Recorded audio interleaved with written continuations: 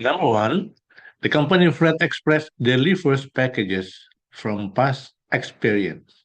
The time taken T to deliver a package follows a normal distribution with mean 64 hours and standard deviations 12 hours. State probability that T less than 64. It means time taken less than 64. Okay.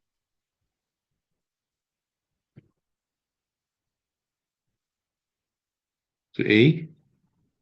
So the probability time taken less than 64, it means less than mu. Okay. That is always 0.5. So probability t less than mu is always 0.5. Why? Because the normal distributions is always symmetry around the mean. If you sketch the mean like this, the normal distribution is curve like this. This is mu, and normal distributions is always around the mean. So that's why t less than mu is always 0.5. And so it means the probability t less than 64 is always 0. Is also 0.5. B.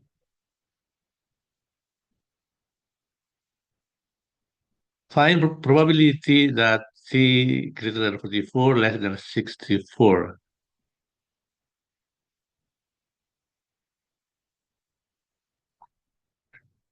Okay, so we are going to standardize first the values by z-score.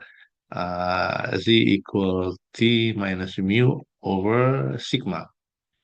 Sigma is the standard deviation. The standard deviation equals 12 according to the information.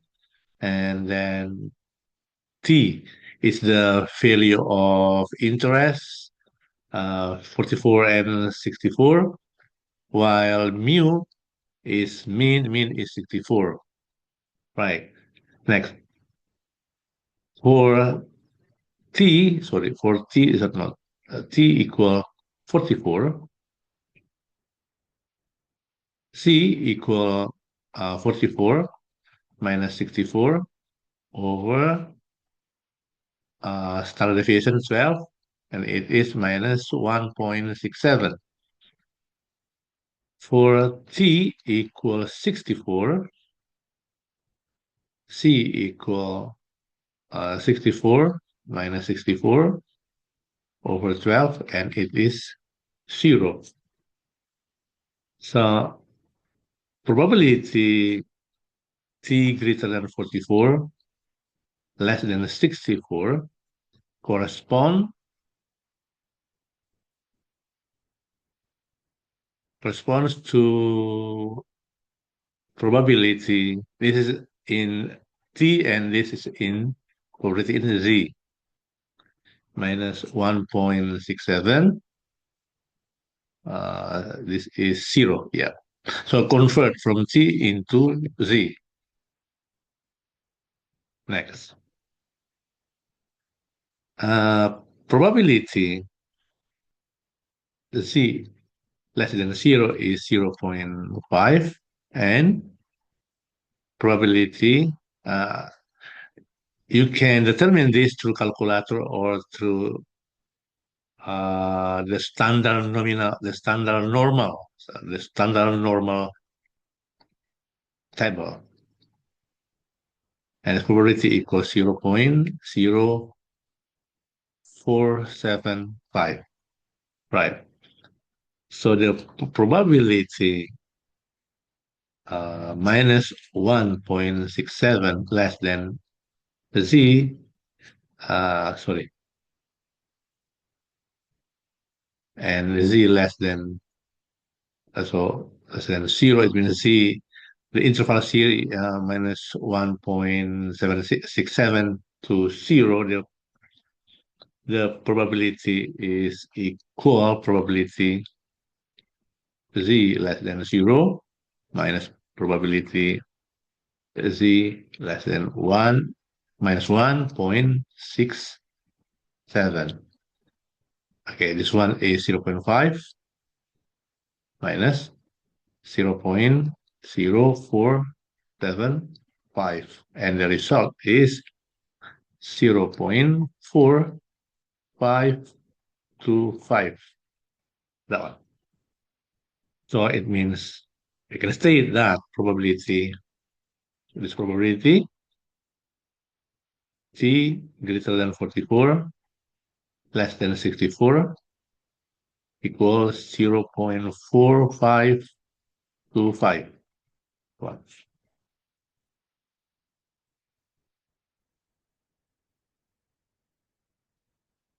30% of packages are delivered in less than k hours. Sketch a diagram of this normal distribution, shading the region that represent probability t less than k. Okay.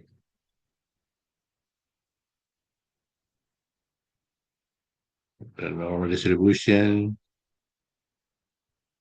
Okay. This is mu. Mu is 64. Uh, K is supposed to be here at the left side. Why? Because T, we call that T less than 64. So T at the left side. It means K around here. We call that, remember that K around the mean. And it means this is the T area, the setting area. This at the left side.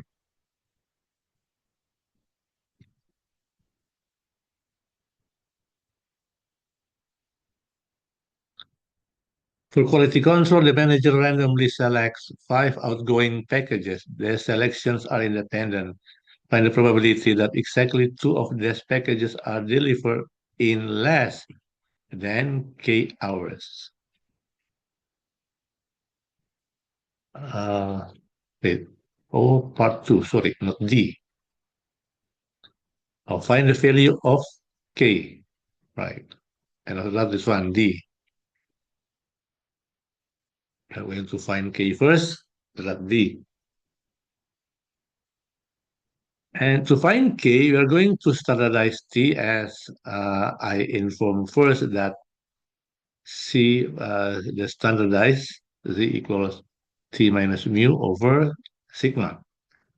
And the cumulative probability z,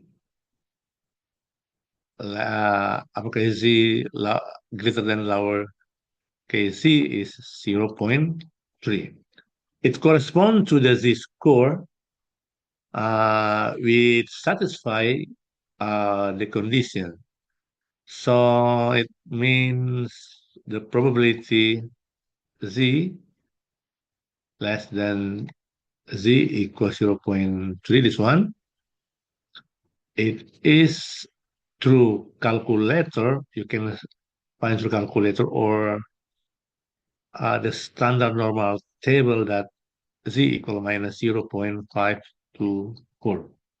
Okay, I think it's familiar for you. And now we are convert z into t. The convert using this rule, this formula that t equal k cu sigma. It means k equal sigma times c plus mu. Okay. So k equal sigma is minus 0 point this one. Sorry, z equals sigma not plus sigma 12. Okay. Sigma equals 12 and z equals minus 0.524 plus mu 64. And the result is 57.712. Round off becomes 57.7. The unit is hours, in hours. And D, the question D, about binomial probability problem. So we have calculated that at the previous solution that probability t less than k is equal to 0.3. This one, and it means the probability is 0.3. So the formula for the probability for exactly X success in N trials in binomial distribution, we are going to using this formula. Okay. Combination and X P power X times 1 minus P Q N minus X, okay, and X equal to 5, 2, the combination, and this is 0.3 squared. 1 minus 0.3, it means 0.7 cube. And if you calculate, the result is 0.3087. One. Part E. Fred Express charges a fixed amount of $4.5 for any package weighing 1 kg or less. Heavier packages are charged an additional fee of $2 per kg. This fee is applied for any weight in excess of 1 kg. For example, 1.5 kg package is charged an additional $1. Write down an expression for the amount charged to deliver package. Weight x kg where x greater than 1.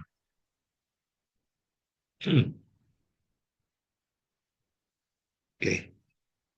For x greater than 1, uh, the x6 weight beyond 1 kg. So 1, it means x minus 1. So the charge, additional charge, additional charge is 2 times x minus 1. And the total charge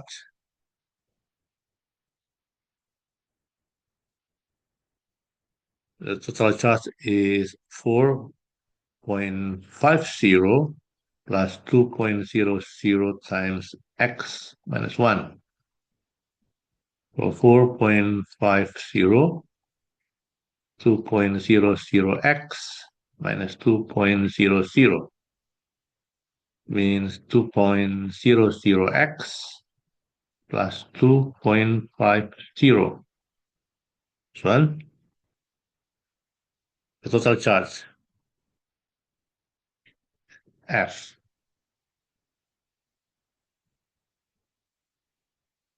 Find the amount of Fred Express charges for a 5.3 kg package. Okay, total charge is 2.00x plus 2.50. Now, if x equal 5.3, substitute x into this equation. So charge 2.00 times 5.3 plus 2.50. And the result is $13.10. Okay. For a 5.3 kg package. One. Fine. Mailing is charged $7.2 for delivery of a package. Find the weight of mailing package.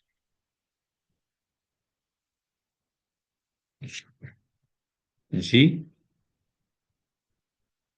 The charge expressions is 2.00 x plus 2.50. So mailing charge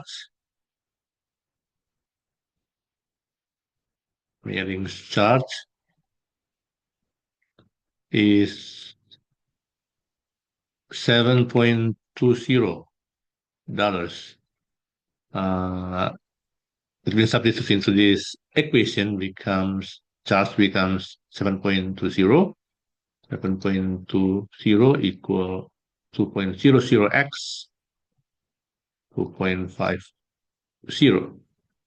And it means 2.00x equals 7.20 minus 2.50.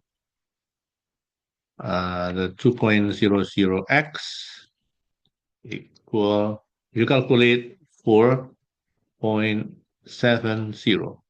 So x equal 4.70 over 2.00 equal 2.35. One. So the conclusion, the weight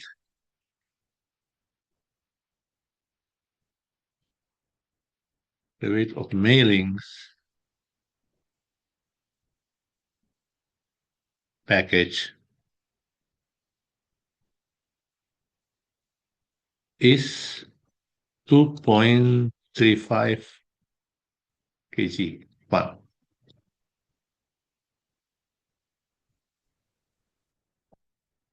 Number two, a national park contains three mountains whose summits are at points A, B, and C.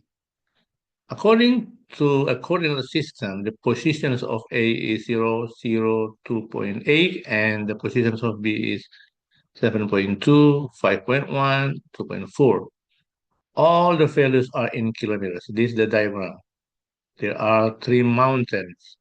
The diagram of three mountains, right? Question A, find the vector AB and find AB, the distance between A and B. The distance between A and B, it means modulus AB. So we are going to find the vector AB and the modulus of AB as the distance, right?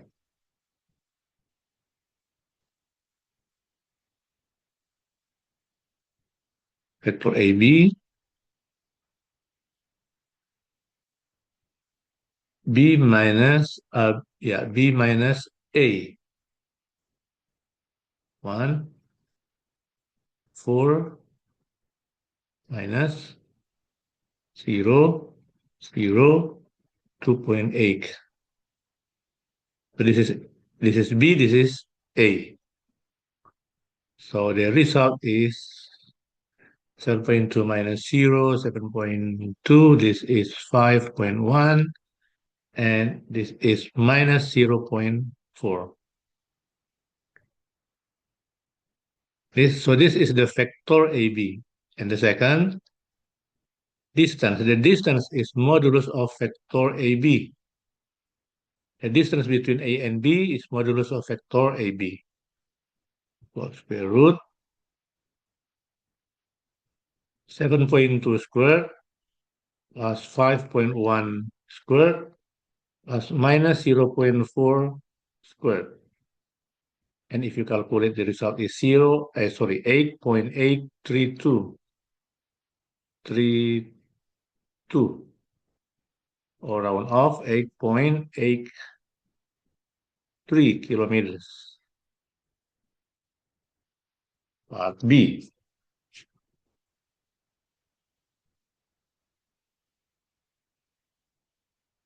The vector AC is parallel to the vector 1.1, 8.4, 0.2.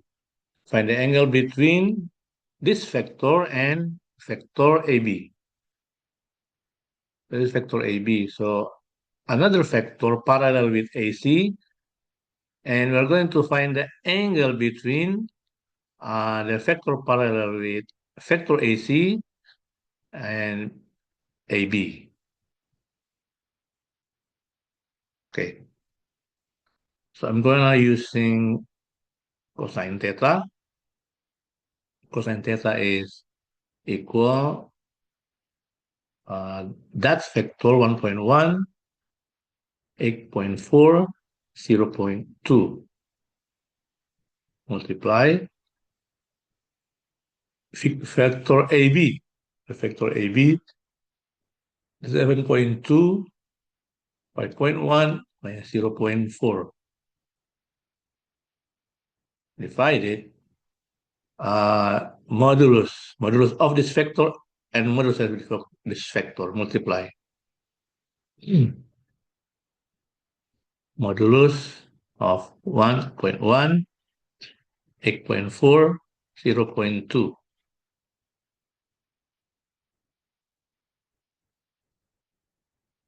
7.2, 5.1 minus 0.4. Fine. And let me calculate. So cosine theta equal, or I would like to, oh yeah, we are calculate first.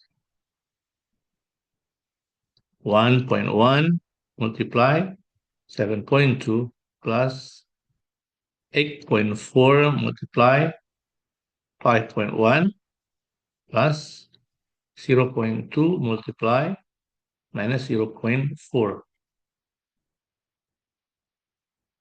Divided square root this factor, this modulus 1.1 squared plus 8.4 squared plus 0.2 squared. Square root 7.2 squared. We already calculate actually this one. 5.1 squared, 4 squared. And if you calculate the result, I have calculated this, the result is 50.68 over, this is 8.8232. We already calculated this one. Now this result 47407. This is cosine theta. And the result is 0.67712 so on. And the angle or theta equal arc cosine, arc cosine of this number 0.67712.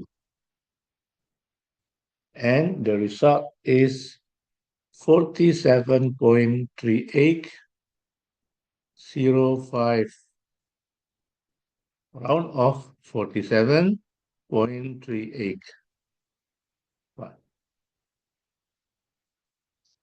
That is the angle or theta. The angle between factor BA and factor BC is 55.2. BA and BC. BA and BC. This angle it means. Yeah.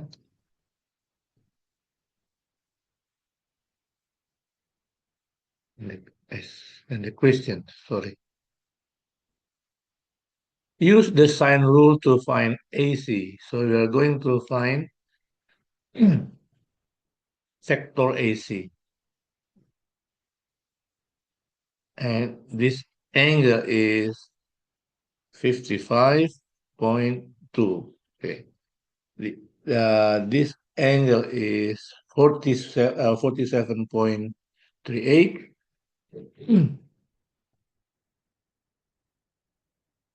So this angle is 180 minus this angle minus this angle.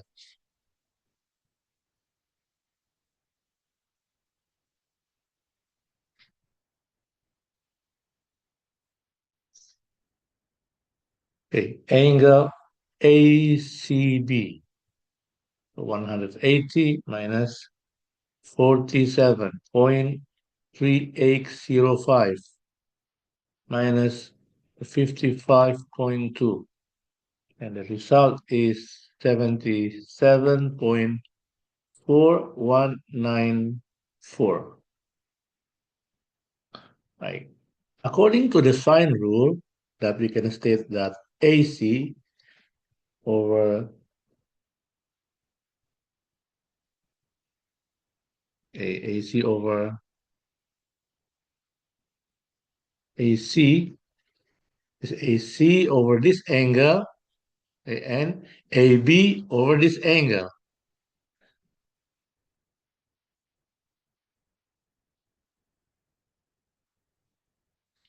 So it becomes sine 55.2 equal just now it is 8.83232, the factor. Okay, sine 77.4194. This one. Or AC, factor AC is 8.83232 over sine 77.4194 multiply sine 55.2. And if you calculate, the result is 7.43107. Or round off becomes 7.43. The unit is kilometers.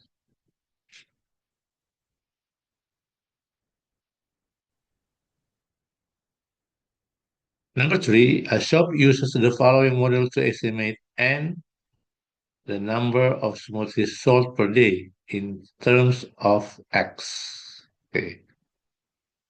The price of a single smoothie in pesos. So X is the price. Okay. Single smoothies in pesos. Right. This is the equation. N equals 40,000 over X squared. The maximum number of smoothies in the shop can make in a day is 400. Find the maximum price they could charge per smoothie for the shop to sell 400 in one day. Okay. A, the number of smoothies is 40,000 over X squared. Right. If n number of smoothies is 400, so it means this equation becomes 400, 40,000 over X squared. Okay. Or X squared equal 40,000 over 400. It is 100. So X equals square root 100. And this is 10 pesos. Yeah, because X is the price according to the information. Next part B. B1.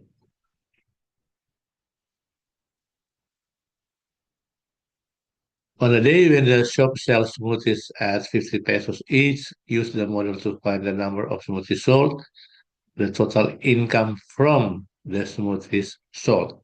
Okay.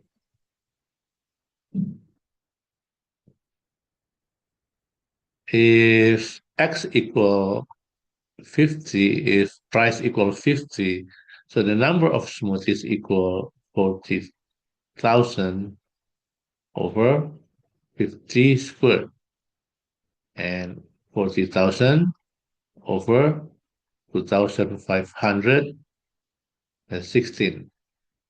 So when the price, when X or when the price is 50 pesos, 30 pesos. Uh, it means the shop will sell. Yeah, will sell 16 smoothies. All right.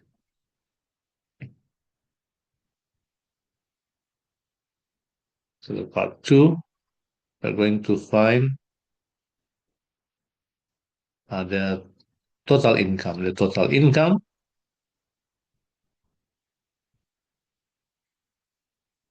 total income equal uh, number of smoothies, 16 times the price equal 800 pesos. Uh, C.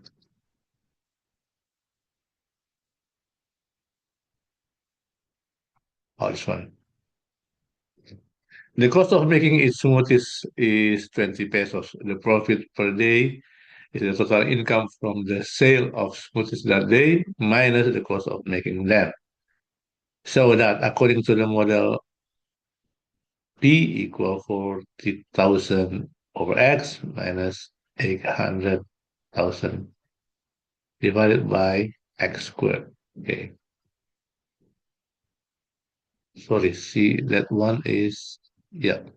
Oh, okay, the number of smoothies is what, right? Okay, step one. So the total income equal number of smoothies times price. Okay, it equals 40,000 over X. That is equation for the equation for income. Next, the equation for total cost. For total cost is cost per smoothies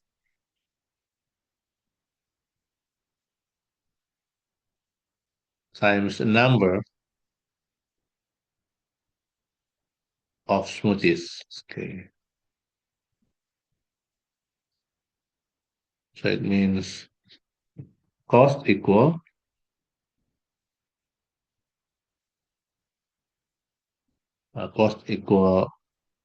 20 times 40,000 over X squared. Cost per smoothie is 20 and number of smoothies is 1. The expression so becomes 800,000 over X squared. Profit equal income minus cost.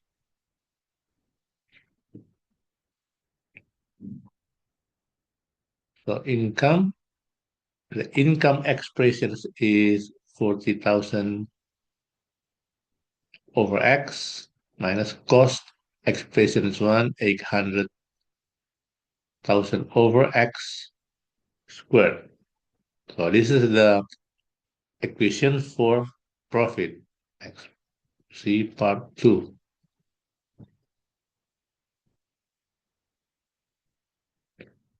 Find dp over dpdx, not over. The differential. The differential of this equation. This is the equation. I'm going to change becomes 40,000 x power minus 1 minus 800,000 x minus 2. And dx, the differential is minus 40,000 x power minus 2 plus, because minus 2 times 800,000. So it's going to be 1,600,000 x power minus 3. Okay, so this is the difference, or uh, you may write thing like this minus 40,000 thousand over x squared plus 1,600,000 over x cubed. So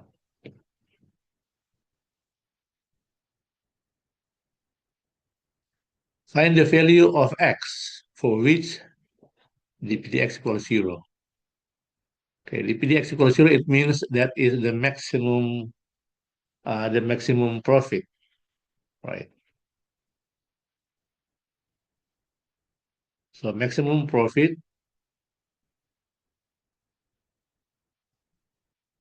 if dpdx equals 0 minus 40,000 over x squared over x cubed equals 0. Okay, and multiply by x cubed. Multiply by x cubed, it's going to be minus 40,000 x 1 million, sorry, 1,600,000 equal 0. Or 40,000 x equal 1,600,000 so x equal divided uh, divided by 40,000. Okay, and uh, the result is 50. So x equal 50. If dpdx equals 0, x equal 50. Find the number of smoothies sold when the profit is maximized. Okay, if the profit is maximized, the maximum profit if dpdx equals 0, so x equal 40. We just substitute x equal 40, substitute x equal 40 into this equation, number of smoothie, 1,000 over x squared, 40,000 over 40 squared, 40,000 over 1,600, it is 25. So we can state that the number of smoothies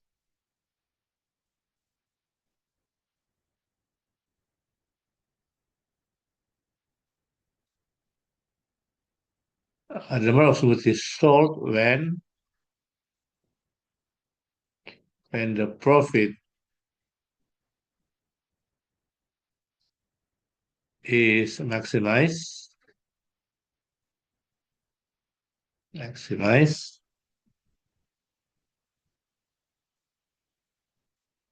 in 25 smoothies.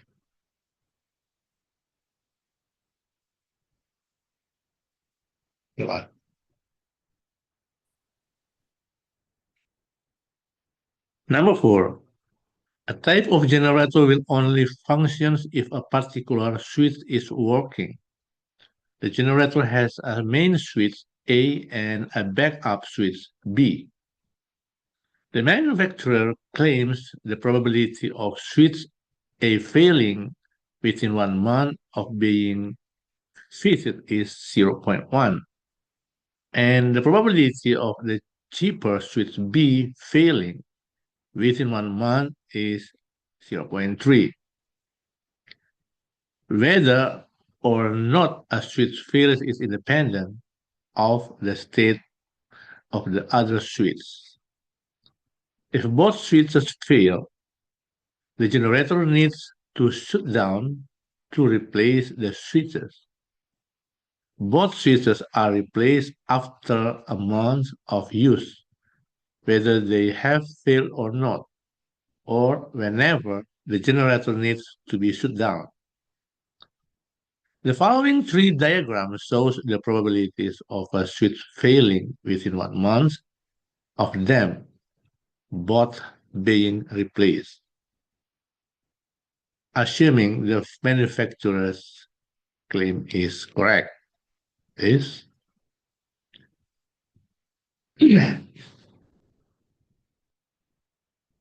question. Write down the values of A, B, C. Okay. If this is 0.1, it means A is 1 minus 0.1. And this is 0.7. So A is 0.7. 0.7. Next, B. According to this information that we can state that B equals 0.3, it's 1, 0.3, and C is 1 minus 0.3 equals 0.7. Sorry, this is 0.9. Sorry, this is 0.9.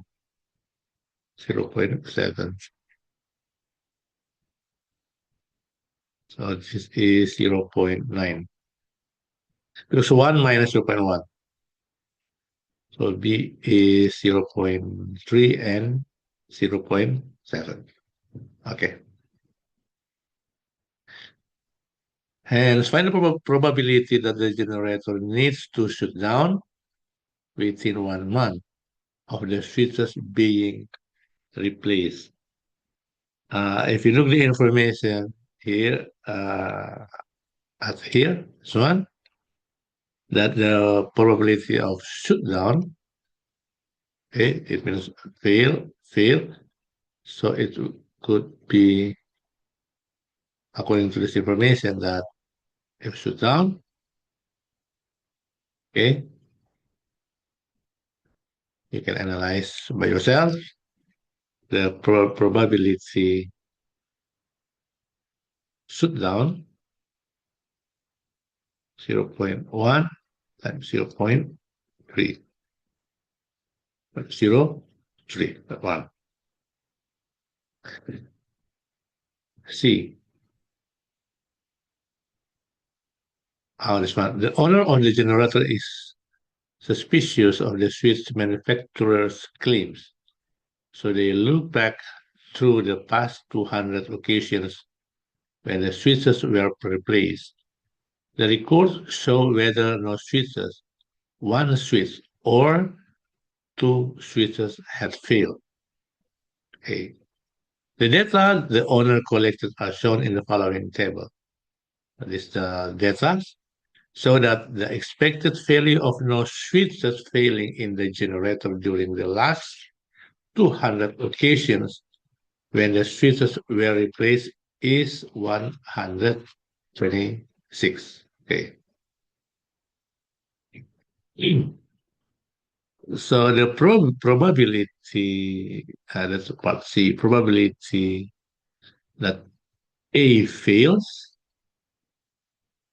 according to the information, is 0.1.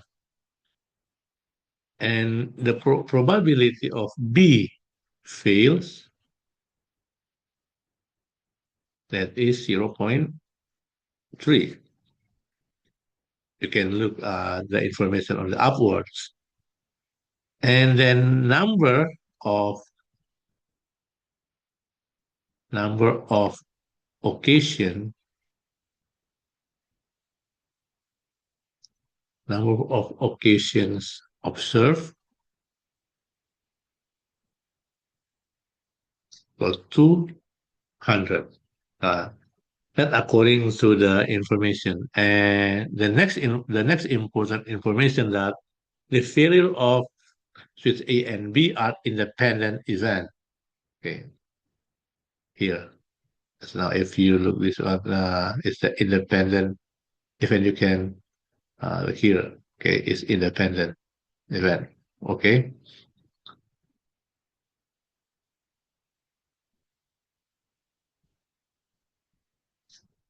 So we need to calculate the expected number of occasions where no switches fail. no, no switches fail. We need to calculate. But so it means the probability A does not fail equal 1 minus 0.1 because probability A fails is 0.1. If does not fail, it means 1 minus 0.1, 0.9. And probability B does not fail equal 1 minus 0.3, 0.7. So it means the probability probability no switch probability of no switch fails is equal probability A does not fail intercept with B does not fail, and it is if the interception it means 0.9 times 0.7 equals 0.63. And next we are going to calculate the expected value. So the expected value, sorry, I mean this expected value. So the expected value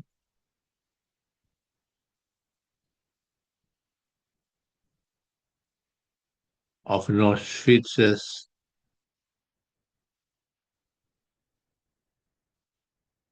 of no switch, sorry.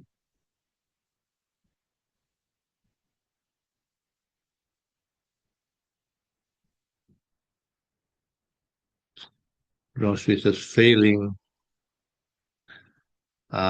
equal to 100 times 0.63 is 126 one. Part G. Perform a T-squared goodness of fit test at the 5% significance level. So alpha is 5%, 0.05. Refers to the test whether the manufacturer's claims are correct using the following hypothesis. For the null hypothesis, the manufacturer's claims are correct. And the alternative hypothesis, the manufacturer's claims are not both correct.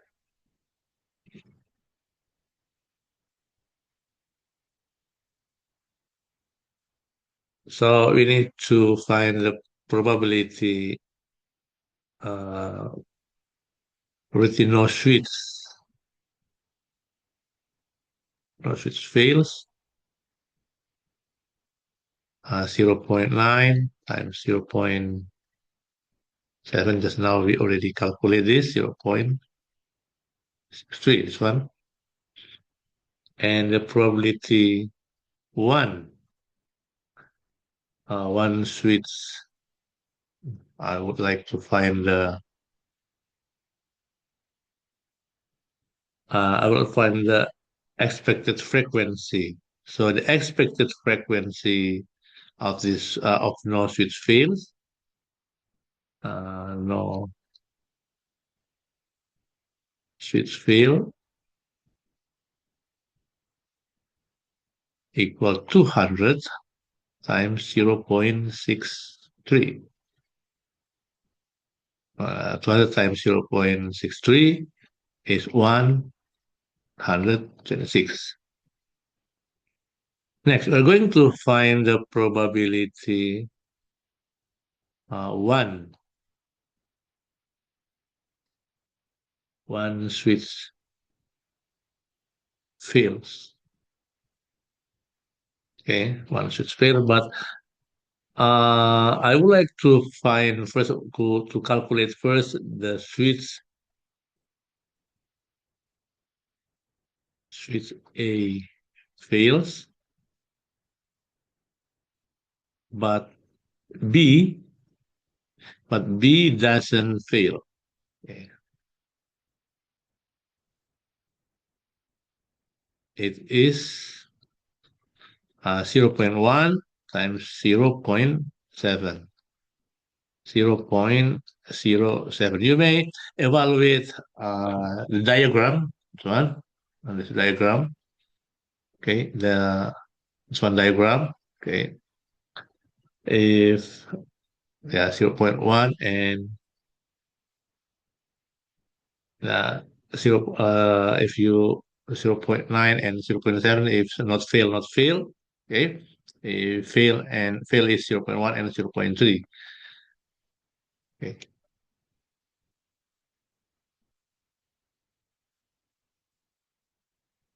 okay, and next, if switch B fails, but A doesn't fail.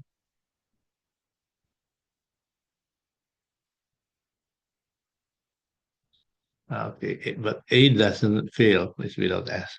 Sorry. It is 0.9. You may evaluate with the diagram times 0.3, 0.27.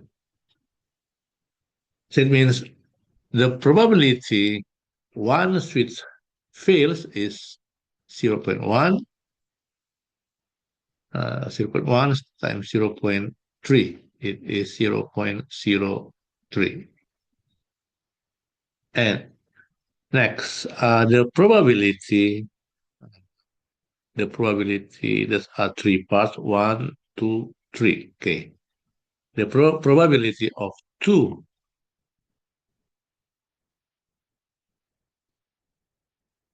switches fail,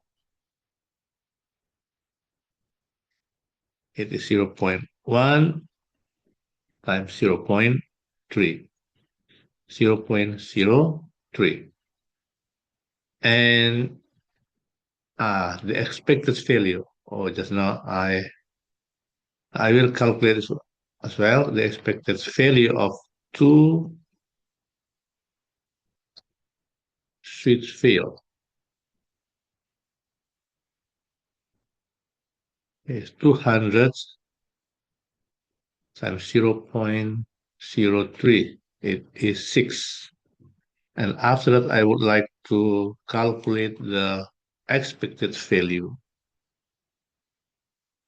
of one switch fails. 200 times 0.34. It is 68, right? And next, about chi-squared test statistic. Chi-squared, or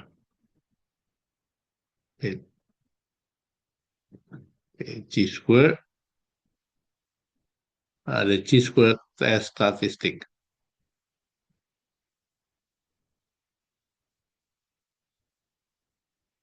Okay. And the formula is chi squared equals sigma OI minus EI squared over EI.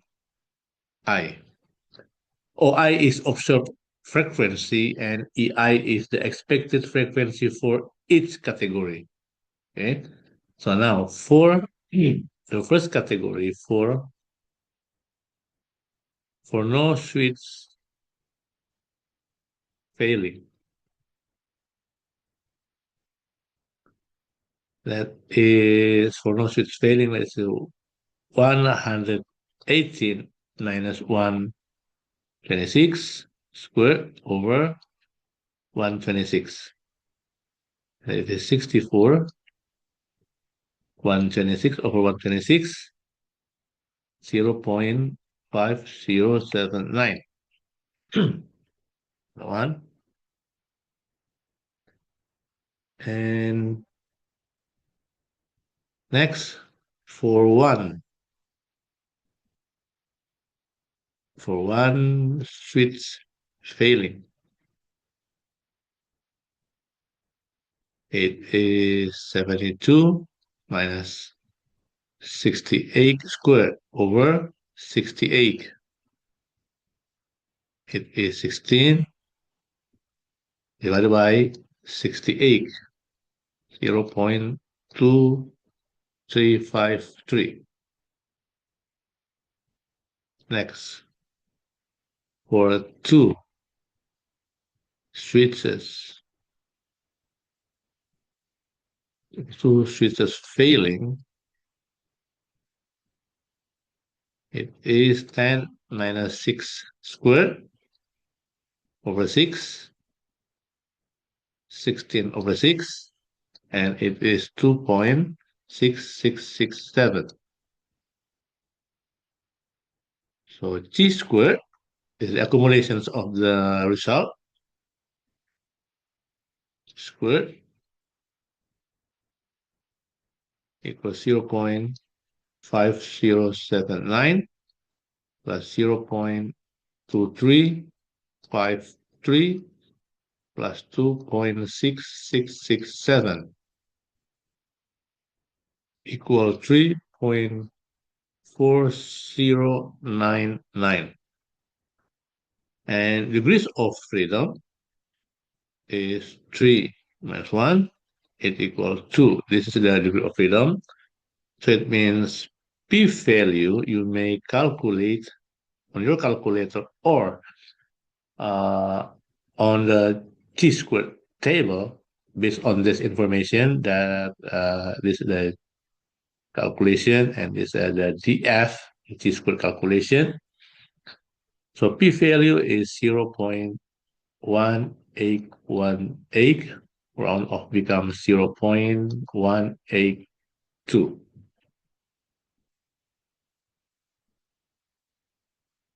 So it means if you compare with alpha, alpha is 0.05.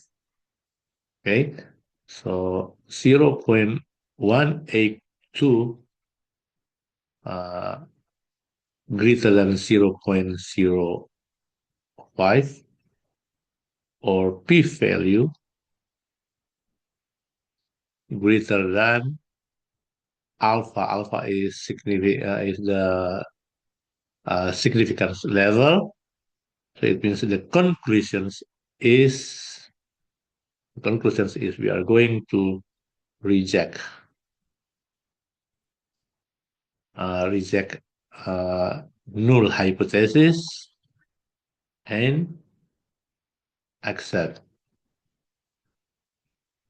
alternative hypothesis. So H1, accept. Sorry. So this the conclusion: reject null hypothesis and accept alternative hypothesis. Number 5. Consider the differential equation dy dx equal x over e power 2y. Identify which of the following diagrams A, B, or C represents the slope field for the differential equation. Give a reason for your answer. Right. So the step-by-step process to sketch the slope field, actually, or the gradient field, firstly, we need to identify the slopes. How to identify? Calculate the fraction x. Okay. Calculate x over e power 2y for the various points, various coordinate point x or y. The corresponding of this diagram like this. This y, x. And the second is plot the slopes of each coordinate point. And after that, draw the small line segment with the corresponding slope with this fraction, this one. So I would like to show you. If the coordinate point, if the coordinate point,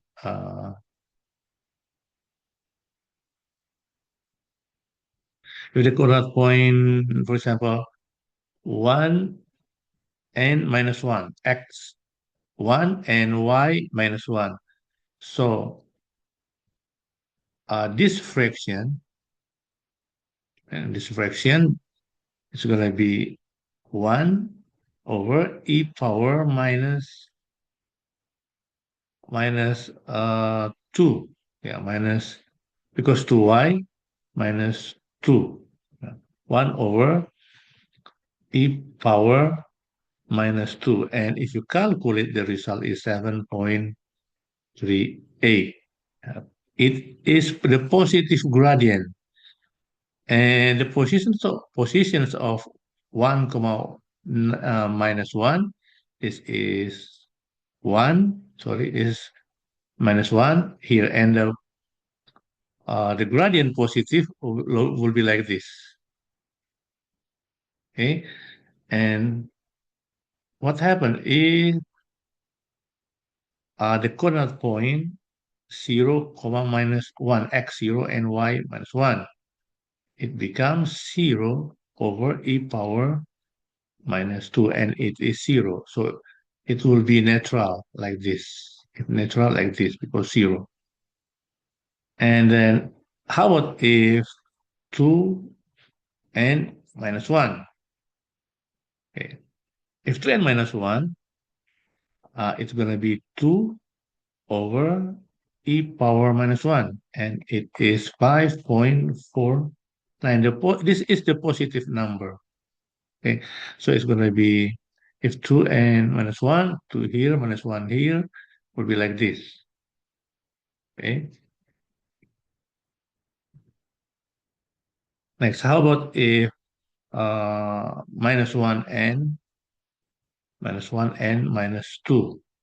Minus 1 and minus 2, it becomes minus 1 over e power minus 2. And the result is minus 7.38. If minus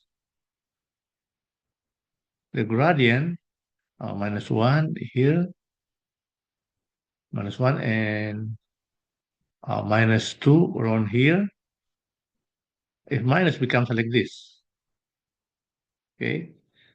And after that, how about if minus 2 and minus 1? If minus 2 and minus 1 as well, the gradient will be minus. And the pattern of the line segment of gradient will be like this, okay? Like this. If you check one by one, more and more will be like this. Yeah. Okay. And finally, it's going to be like this diagram C. So the answer is C, this one. Next question. It is given that for a particular solution x equals 0 and y equals 0, find an expression for y in terms of x for this solution. Okay. Part B, dy dx according to the information is x over e power 2y. And as well, we can rearrange this equation becomes e power 2y dy, this one, and then x with dx. After that, integral e power 2y dy integral x dx.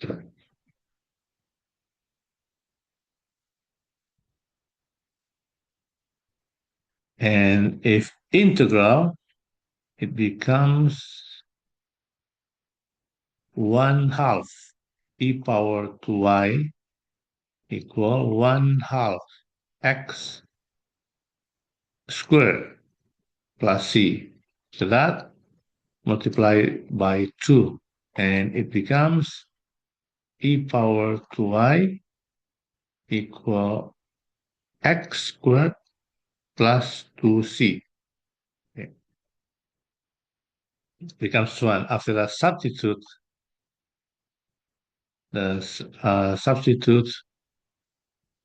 according to the information x equals 0 and y equals 0 into this equation. So this equation becomes e power 0 equal 0 squared plus 2c. So e power 0 equal 1, and this is 2c, or c equal 1/2. So this equation we can state as e power 2y equal x squared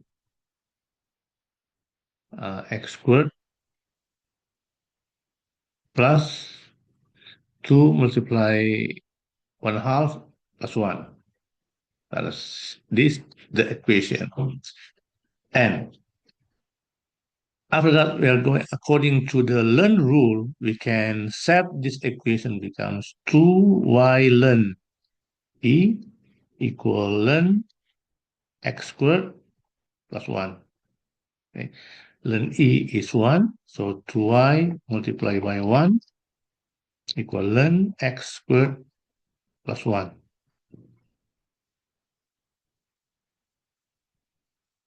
So y equal 1/2 ln x squared plus 1. Next question C. Find dy dx in terms of x by differentiating your answer from part B. Our answer on part B is this one, this equation y equal 1/2 ln x squared plus 1. Okay, so it means dy dx of this function, of this equation, of this y, dy dx is 1/2, and derivative of ln x squared plus 1 is 1 over x squared plus 1. After that, derivative of x squared, that is 2x. 2 divided by 2 equal 1, and it becomes x over x squared plus 1. This is the derivative of y. Next, D.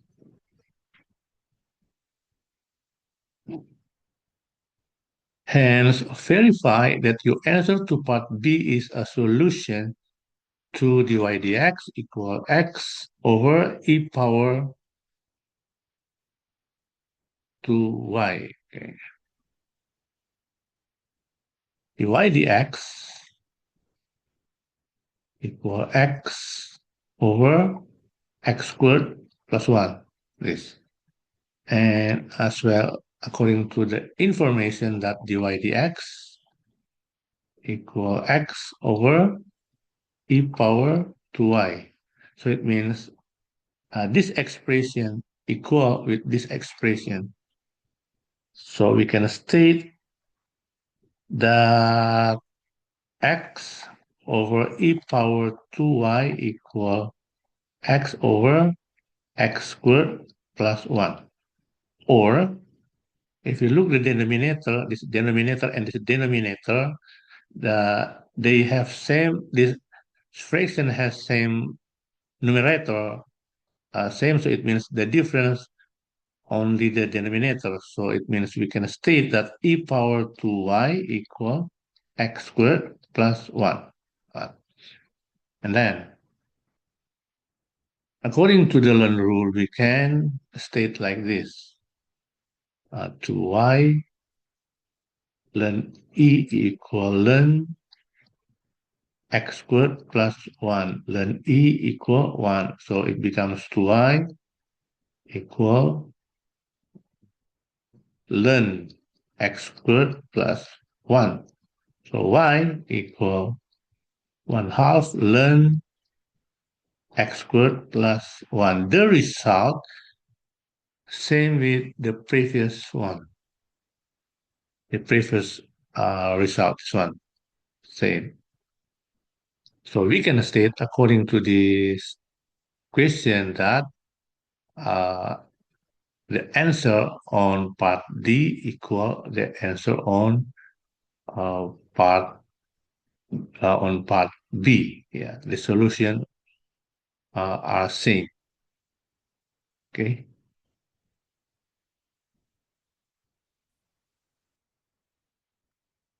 Number 6, Taylor is playing a computer game in which they shoot spaceships and battleships.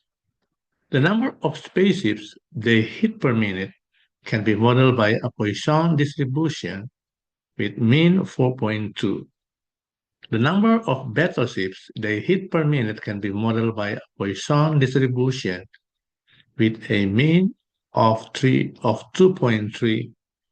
Any single hit occurs independently of all others. Question A. Find the probability Taylor hits at most 10 spaceships in 2 minutes, a total of more than 10 spaceships and battleships in 1 minute. Part 1, most 10 spaceships, while part 2, spaceships and battleships. Okay.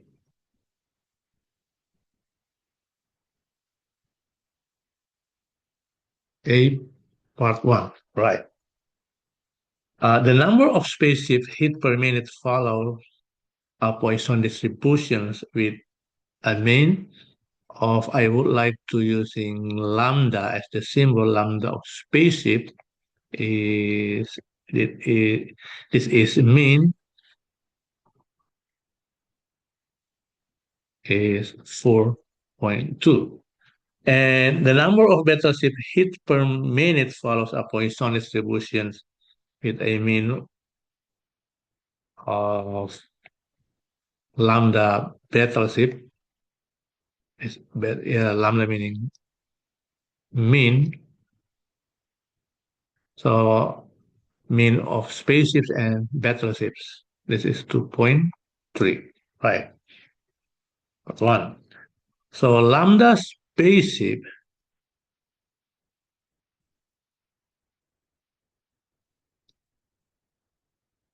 and 2 minutes, according to the question, is 4.2 times 2, double of spaceships. It means if we calculate 8.4, so this is the new mean of spaceships. And the probability of hitting at most 10 spaceships in 2 minutes, we can write it like this. Probability S, at most it means less than or equal 10. Through table of the Poisson cumulative distribution, we can find the number is 0.774, or calculator. I'm using calculator for this one, and you can find a number round off 0.774 on distribution table. Right. Second, spaceship and battleship. The total mean spaceship and battleship 4.2 plus 2.3, and it is 6.5. So the probability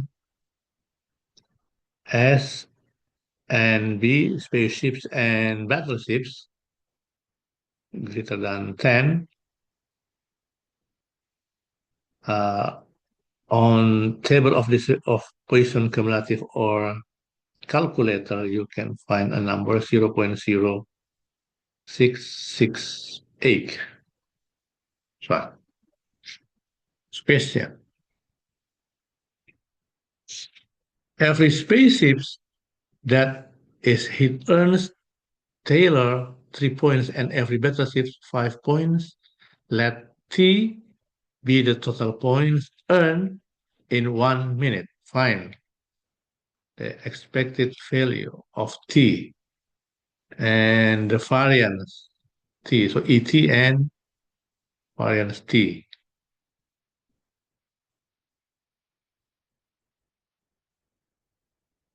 Be part one. The total points earned in 1 minute can be written as this one, T equal 3x s, this is spaceship, and 5x b. This is the total points earned in 1 minute. Okay. And the expected value or ET, the expected value or ET, we use the linearity of expectation. Okay. According to the linearity expectation rule, we can writing that expected value equal E of T, if it's one, 3x s plus 5x b, one, or 3 ex s 5 ex b.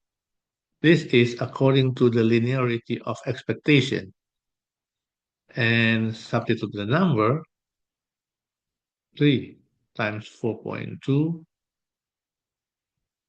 plus 5 times 2.3, and the result is 24.1. So the expected value, the expected total points, expected total points is 1, 24.1 per second. The variance of t is given by variance of t equal variance of this 3xs plus 5xb.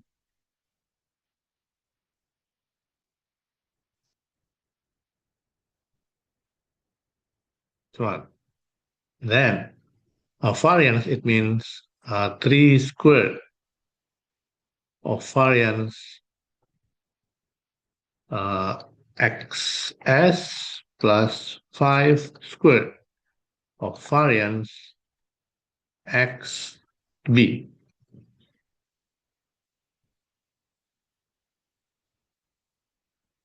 Let's continue. So substitute the number becomes 9, 4.2, 25, 2.3. And the result, if you calculate 95.3.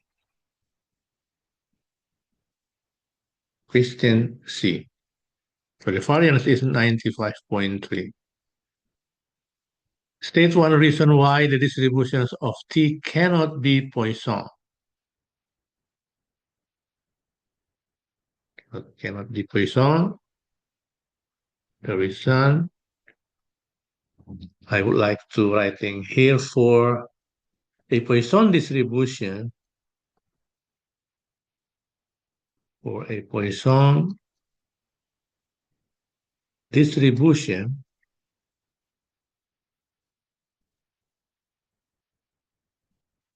the value of the mean and variance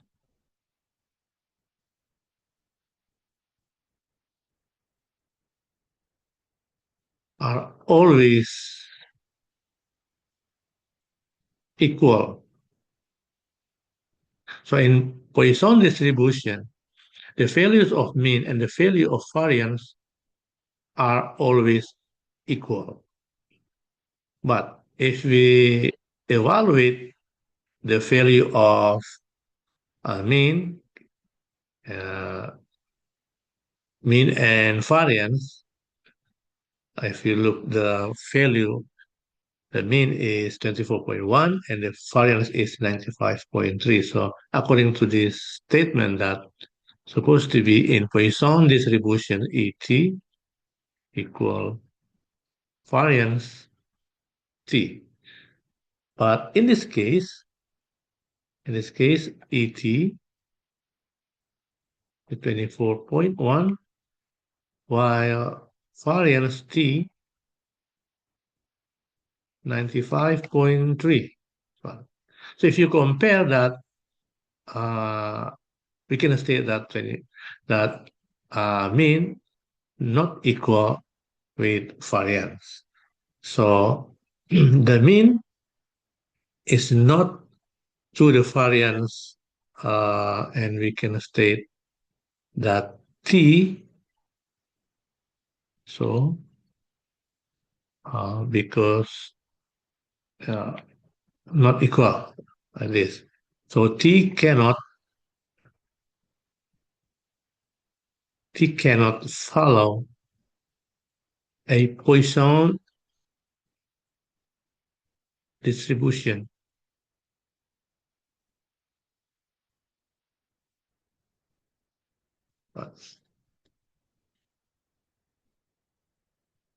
Next question. Taylor intends to play the game for 1 hour. Use the central limit theorem to find the probability that Taylor's mean score per minute is greater than 25. Okay. So we can apply the central limit theorem for the part D. The central limit theorem.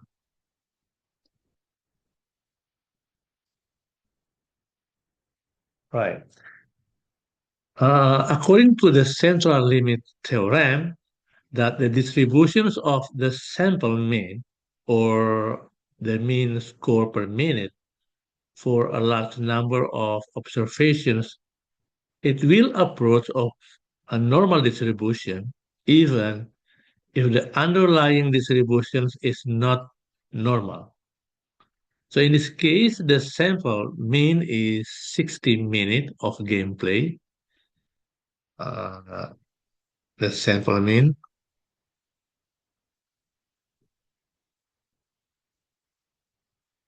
is 60 minutes. Okay.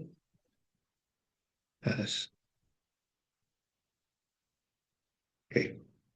So the mean of the mean score, I would like to writing the mean of the mean score per minute.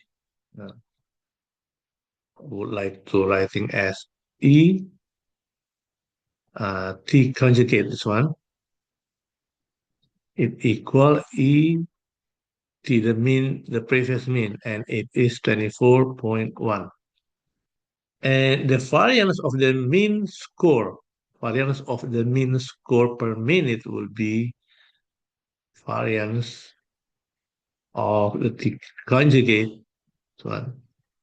It equal variance of T over 60 or 95.3 over 60. That we are going to find the result is. Therefore, the distributions of the mean score per minute, T, we are going to writing as a normal distribution of 24 0.1 and 95.3 over 60, so on. And the standard deviations of t conjugate, I would like to actually sigma equals standard deviation of the t conjugate equal square root, because standard deviation is the square root of variance. 95.3 over 60, and if you calculate, the result is 1.26029. Round off becomes 1.26. Next, the next step is standardize. We're going to standardize the value using z-score formula. Z equal x minus mu. So this is mean equal 25. According to the information, 24.1. We already calculate this. And the sigma 1.26. Result is 0.9 over 1.26. And the result is 0.714285. Round off becomes 0.714.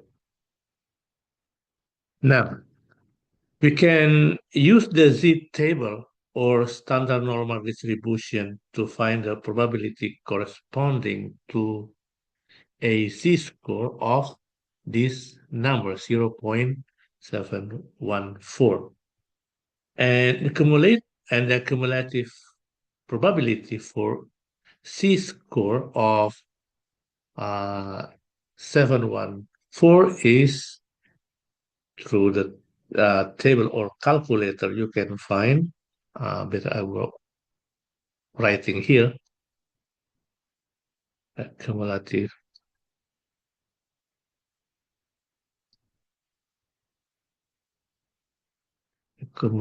probability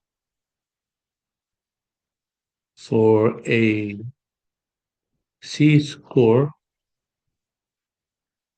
of this number 0.714 is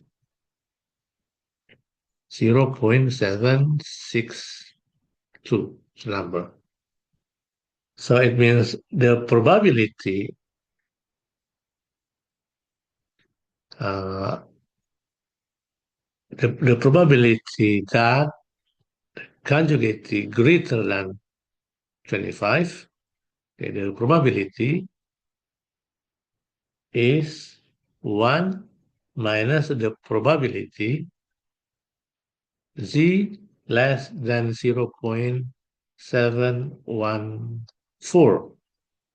Okay, so it becomes 1 minus 0 point this number from table or calculator, and you're going to find the number. The result is 0.238.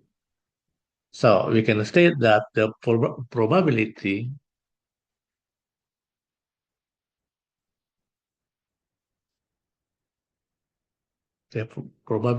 that that Taylor's mean score per minute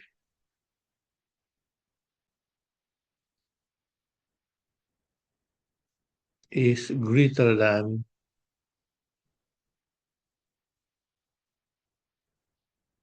25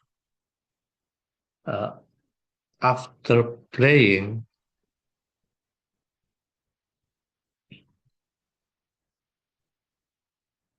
for 1 hour is, I need more space, okay, is 0.238, or in percentage 23.8%.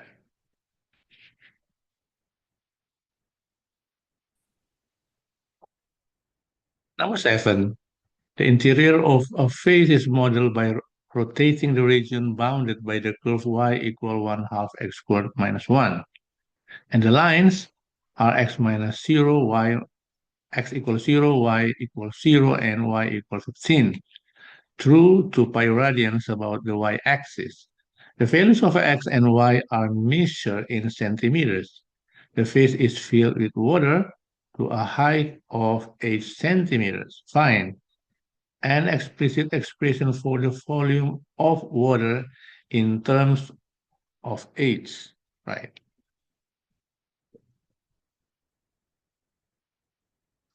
A.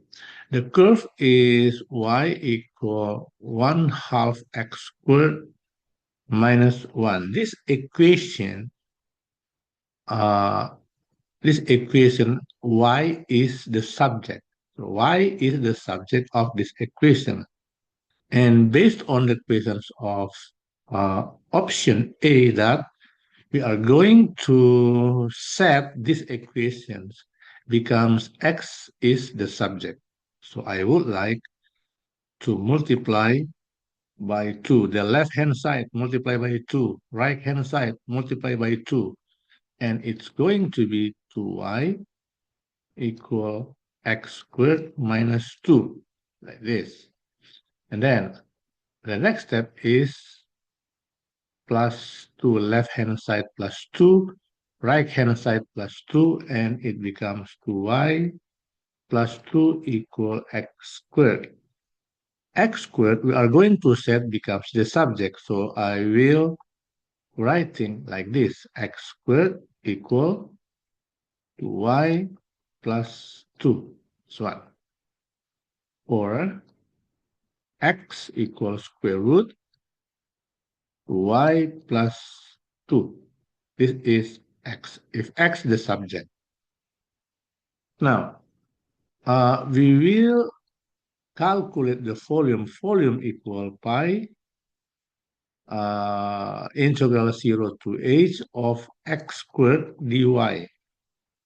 X squared is this expression, so it becomes pi, that's integral 0 to h of 2y plus 2 dy.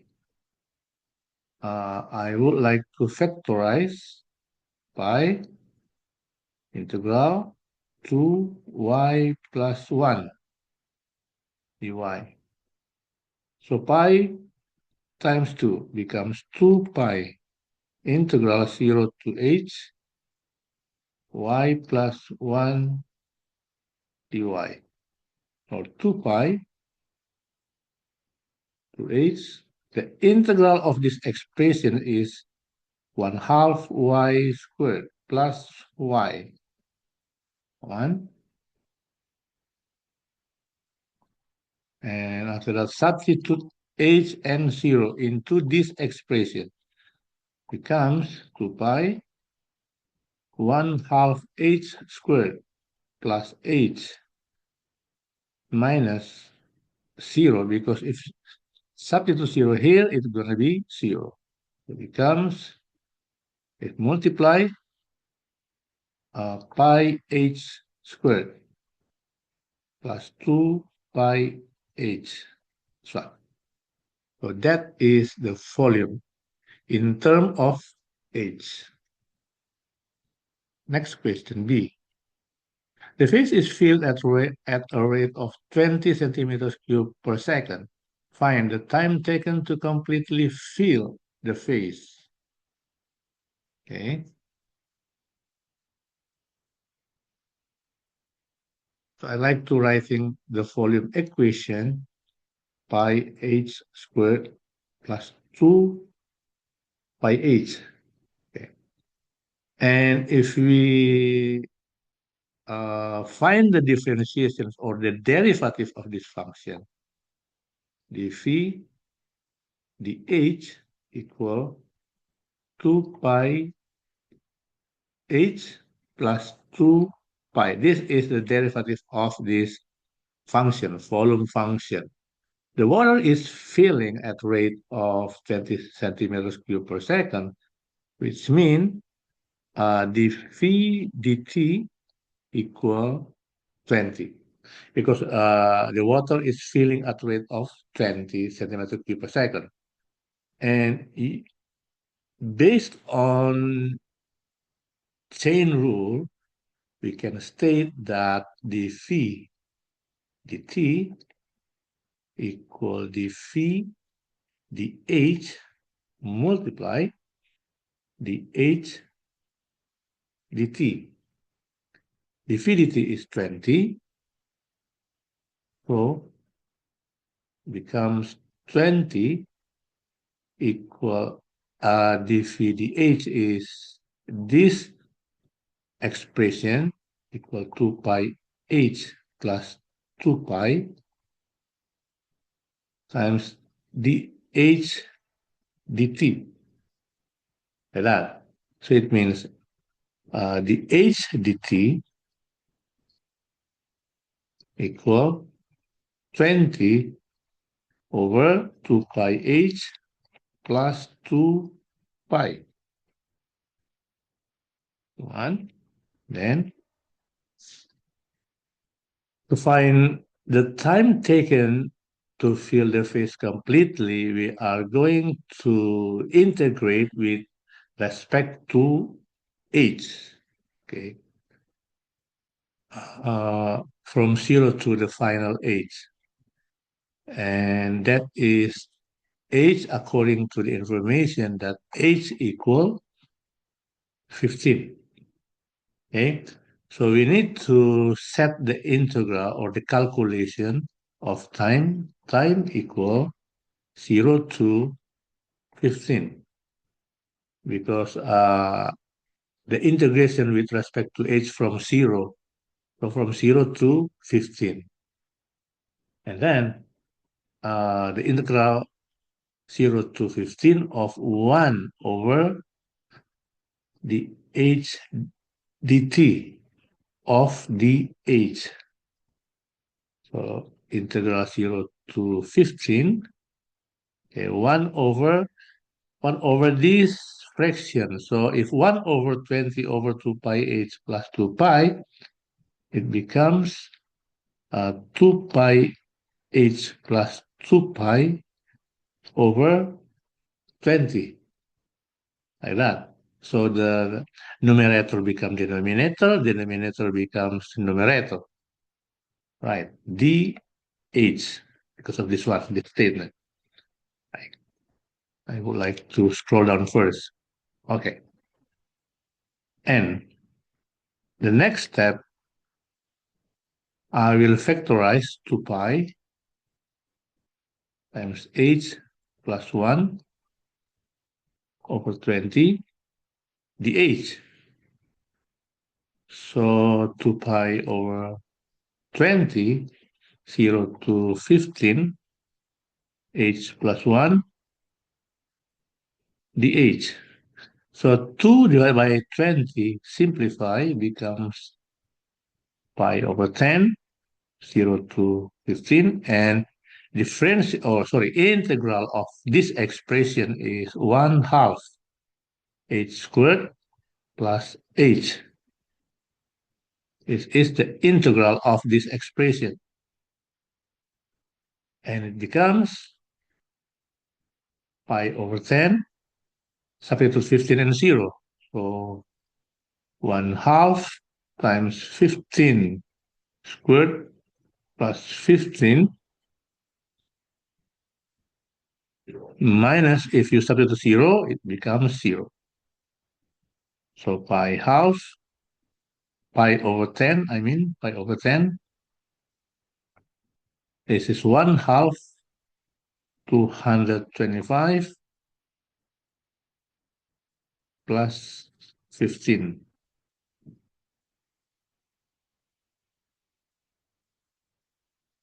Okay, and then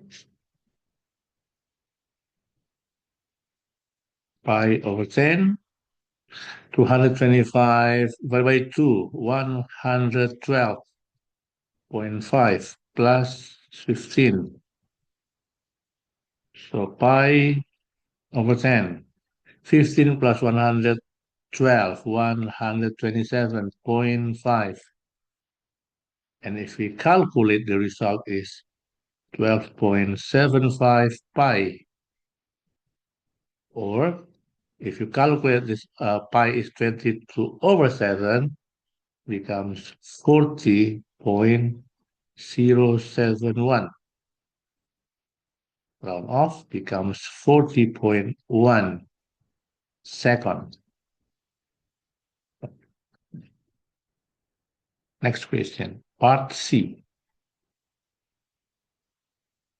Find the rate at which the height of changing when age equal 10. When age equal 10.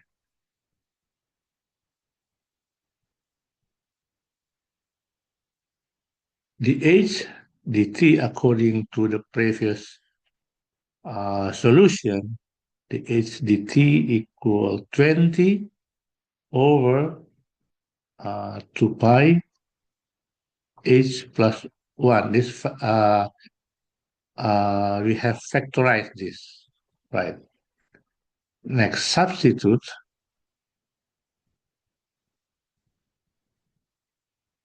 h equal 10 according to the question. If we substitute h equal 10 into this fraction, the h dt equal 20 over 2 pi 10 plus 1. So 20 over, this is 11 times 2, 22 pi. And if you calculate, this is 22, pi is 22 over 7. If you calculate, the result is 0.289 centimeters per second.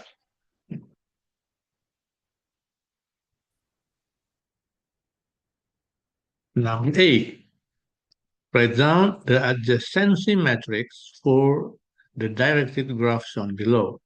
Is the graph right? I would like to start with the first row. The first row, starting from A. A has a trajectory from A to A, this one trajectory. So 1. A to B has one trajectory, 1. And A to C, there is no directed trajectory from A to C, so it is 0. The second row. For the second row, B. B has no trajectory for itself, so it means 0. B has one trajectory to A, 1. And B has one trajectory to C, 1. Now C. C has one trajectory to itself, 1. And C has one trajectory to D, 1. And C has not directed trajectory to A, so 0. This is the matrix. Right. B, find the total number of works of length 5 from A to B. Length 5 from A to B. It means this matrix, or 5, I would like to tell for this matrix as initial matrix, right? So initial matrix power 5, we are going to calculate.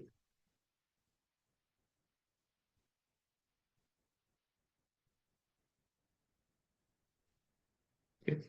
A already, next B. So the initial matrix power 5 for 5 lines. 1, 1, this is the initial matrix.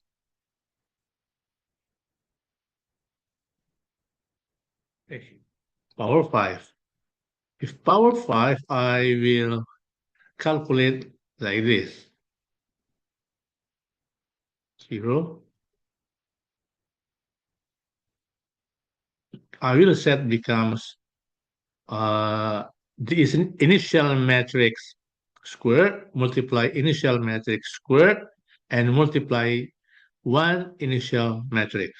So this is squared, initial matrix squared,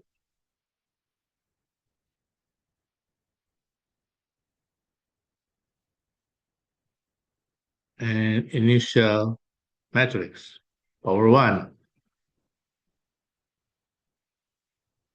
So I'd like to find first the initial matrix squared.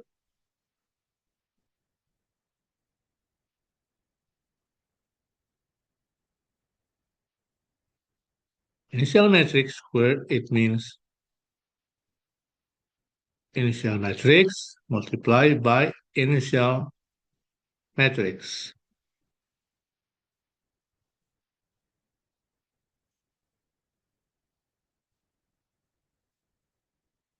Okay. I hope you are familiar with this calculation. Multiply this matrix, multiply with this matrix. So the first row multiply with the first column. So it becomes 1 plus 1 plus 0 because 1 multiplied by 1, 1 multiplied by 1, 0 multiplied by 0. And with the same method, the first row multiplied by the second column becomes 1 plus 0 plus 0, 0 plus 1 plus 0, 1 plus 0 plus 0, 0 plus 1 plus 0 plus 1, 0 plus 0 plus 1, 0 plus 1 plus 0, 0 plus 0 plus 1, 0 plus 1 plus 1. And the result for initial matrix squared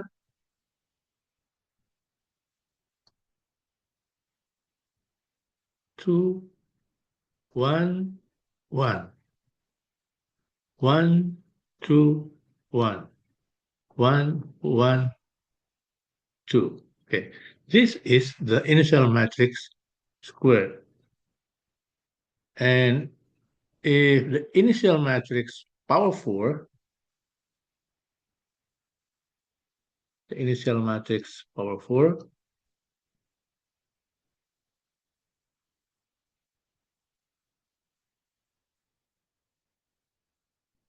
it is the initial matrix squared multiplied by initial matrix squared.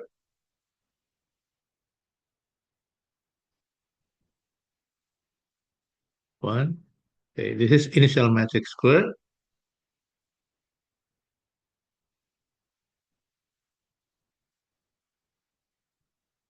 Multiply by the initial matrix squared.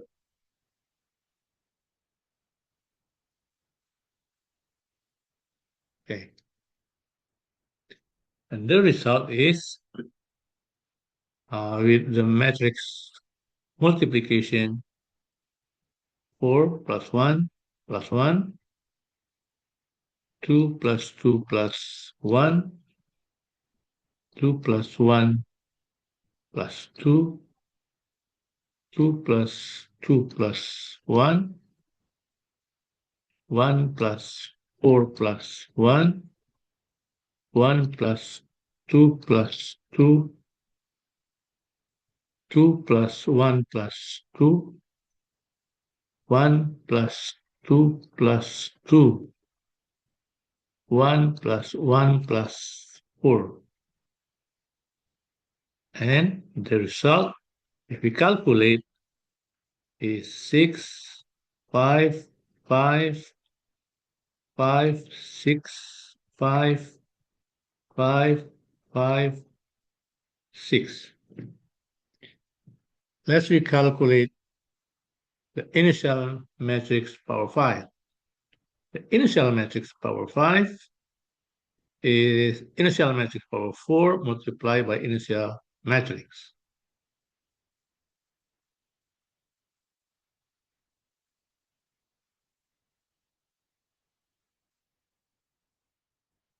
The initial matrix is 1, 1, 0, 1, 0, 1, 0, 1, 1. Let's calculate.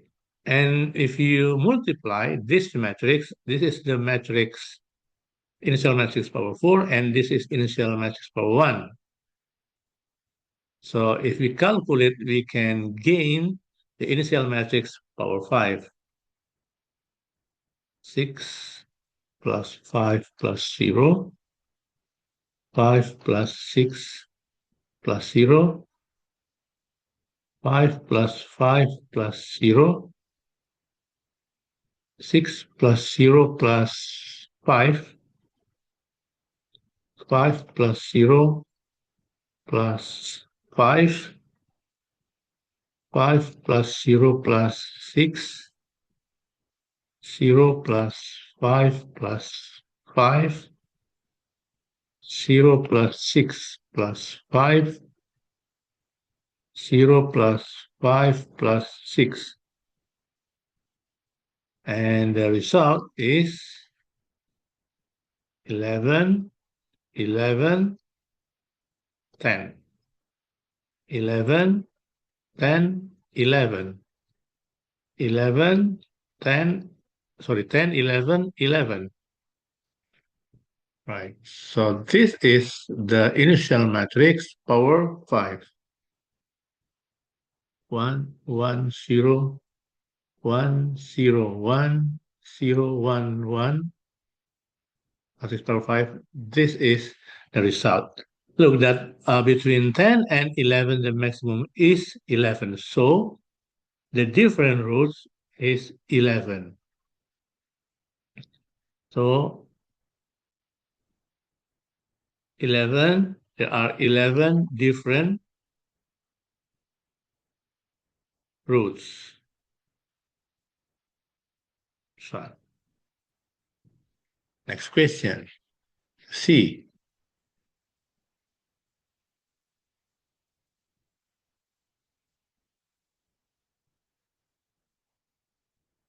A bird sits on one of three posts, labeled A, B, and C, with B between A and C.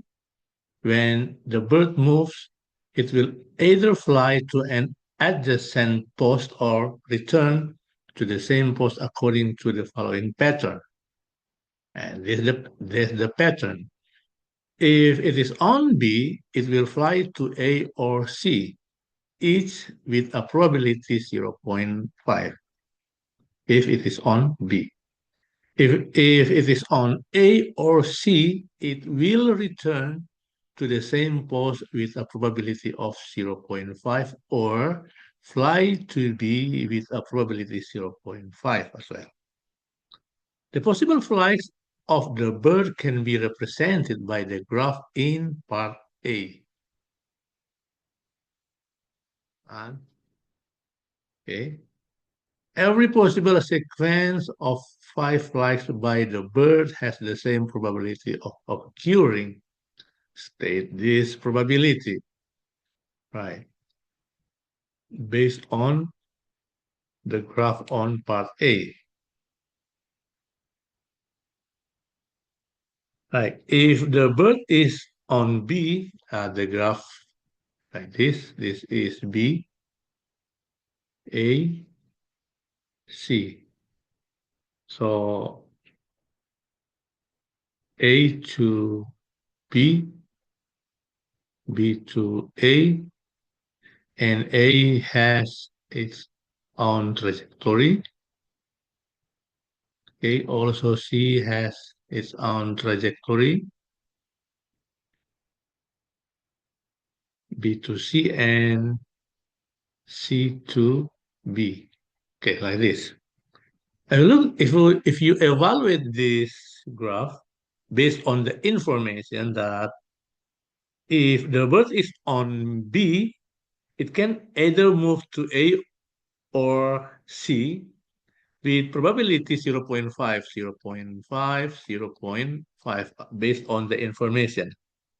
If the bird is on A or C, if on A or C, it can either on the same post with a probability 0.5 as well, or move to B with probability 0.5. For each flight, there are two possibilities outcomes. Then the probability of any specific sequence 5 move is based on this information. That's part C. Okay. 0.5 power 5 because the probability of any sequence of 5 moves 0.5 0.5 power 5 or 1 half power 5 or 1 over 32 or in decimal number it is 0.03125 is 1 part 2.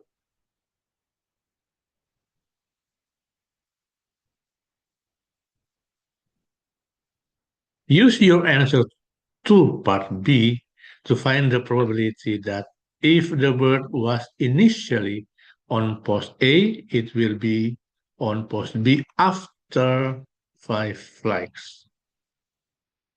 Okay.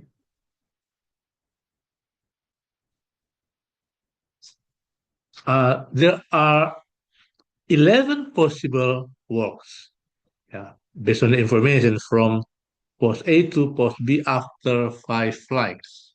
Okay. So the probability of each walk is based on our result on part A is 1 over 32 or 0.03125. Since every sequence of 5 flags has the same probability and there are 32 possible sequence, there are 32 possible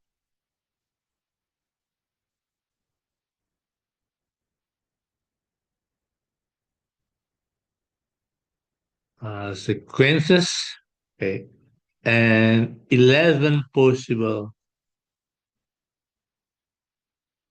walks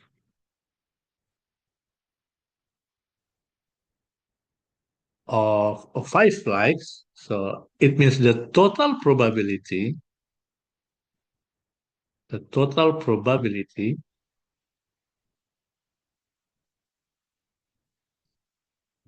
equals 11 multiply 1 over 32. And if you calculate, it is 11 over 32. So we can state that the probability that the bird will be on post B after 5 flights, starting from post A, the result is 1, 11 over 32. Next. Next question, part D.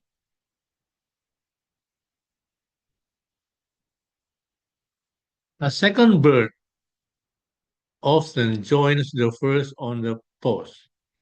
The flags now follow the pattern given below. These are the pattern. The birds will never sit on the same post. They will always fly from the post at the same time.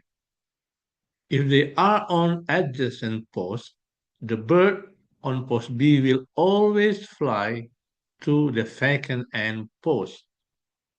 The other bird will fly to post B with a probability 0.4, or it return to the same post with probability 0.6. Right, I think clear this information. The fourth information, if they are each on one of the end posts, they will fly to post B with a probability 0.5. or return to the same post with a probability 0.5. So if the bird return the probability is zero point 0.5. However, if they both try to fly to post B at the same time, they will see the other one doing so, and both will immediately return to the post they were previously on. Next, the possible flights of the two birds can be represented by the following transition diagram, where the three vertices represent which posts are occupied. So this is the diagram. Okay, write down the value of A, B, C. Well, that is question D. The value of A, B, C, D. Right. Based on the information that the two birds never sit on the same post. Okay. Whether post A, whether post C, whether post A, post B, or post C. They always fly from the post at the same time. That's according to the information. So it means there are three K configurations for the birth position. Okay, three K configuration.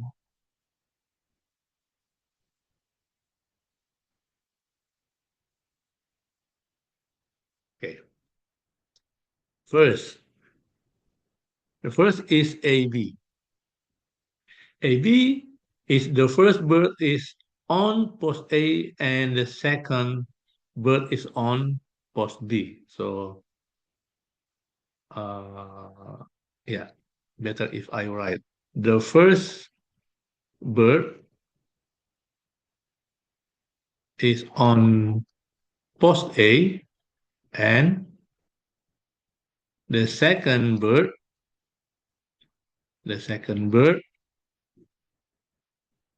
is on post B.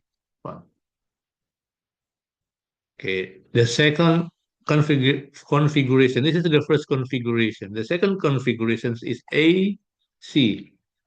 AC, the first bird is on A, on post A, and the second bird is on post C. Okay. The third configuration is BC. If BC, the first bird is on post B and the second bird on post C. So these are the three key configurations. Now, transition. The transitions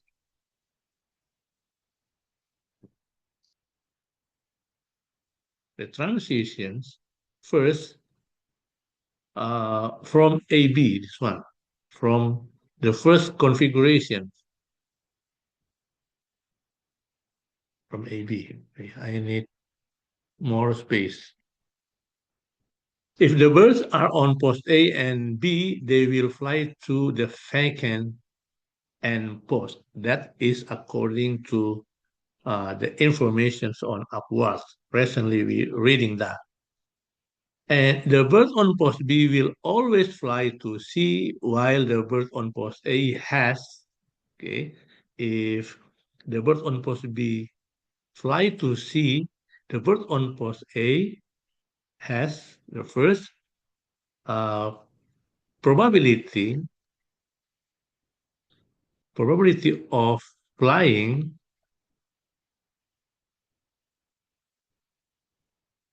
to post B, and the probability is 0.4.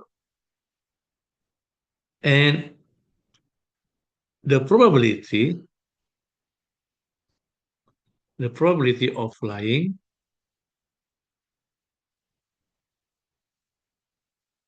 to post A, yeah, to post A, and the probability is 1 minus 0.4 is 0.6, right?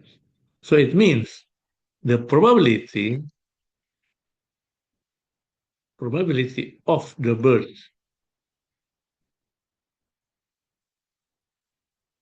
on post A flying to B is 0.4 and it is A. So A equal 0.4. One. This is A is the probability of bird on post A flying to post B. The second is AC based on uh, the second configuration. AC. If the birds are on post A and C, each bird will have uh, 0.5. This is the probability of flying to post B. Okay. Okay. Probability flying to post B. Probability flying to post B is 0.5. And the probability not flying but staying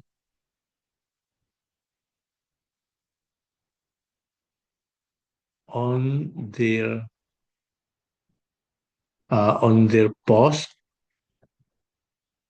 it is 0.5 as well.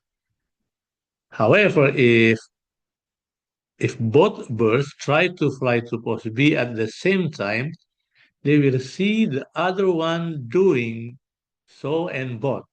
That is according to the information, and will return to their current post. So the probability of each bird flying to post B, the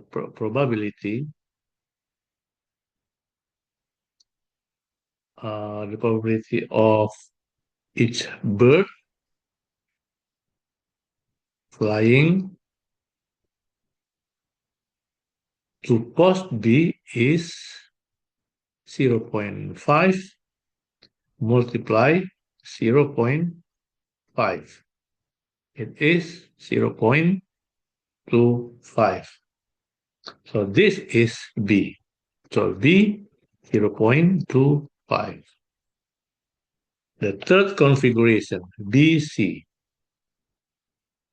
If the birds are on post B and C, the birds on post C will always fly to post A, while the bird on post B, has 0.4 probability. Okay, the probability is probability uh, of bird on post B. Probability bird on B. Okay. This is the probability bird flying to B. This is at AC. This is if probability bird on post B. So the probability of flying to post A, flying to A is 0.4. And the probability not flying but staying is 0.61 minus 0.4. So it means the probability of the bird on B flying to A is this one, 0.6. So C equals 0.6. C is the probability of the bird on post B flying to post A. I'm going to write here for information to you the probability of birds on B flying to A. Right.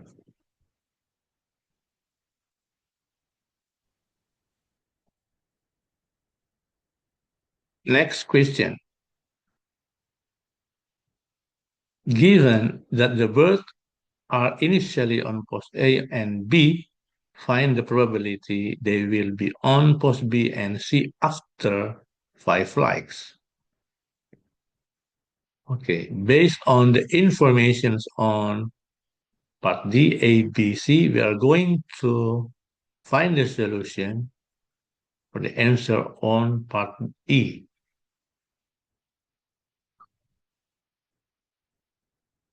Right. I would like to create the transition matrix for before we find the solutions because I need the transition matrix to find the solutions as my clearly explanation. Right. Transition matrix.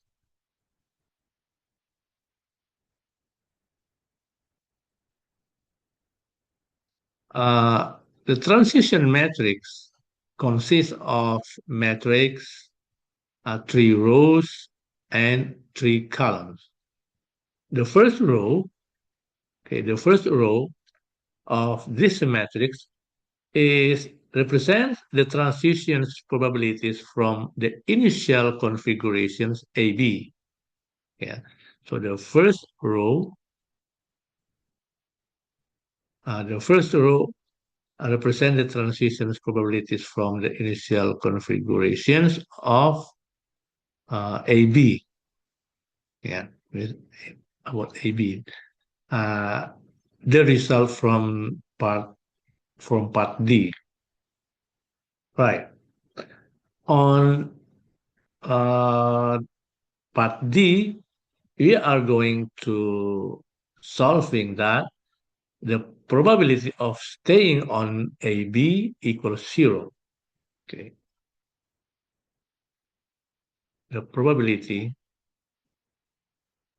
of staying on AB equals 0. And the probability of transitioning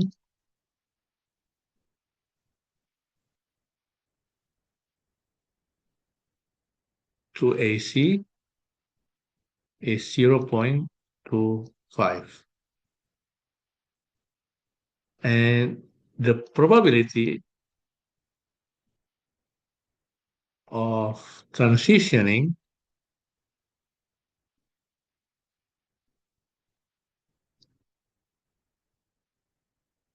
to BC is 0.4. This is the first row. So the first row are 0, 0.25, and 0.4. This is the first row. Next, the second row. The second row represents uh, the transitions probabilities from AC. Yeah, from AC. On AC, just now we have solved that the probability, I would like to write in here, the probability of transitioning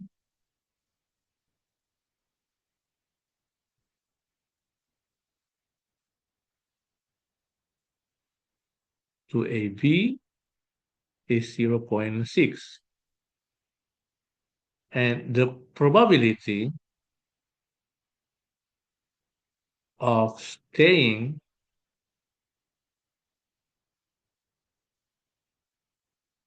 on AC 0.5. And the probability of transitioning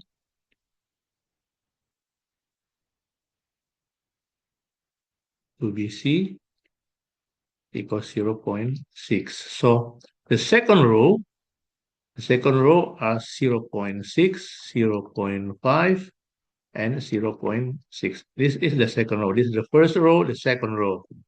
Next, the third row. This transition matrix consists of 3 rows. The third, sorry,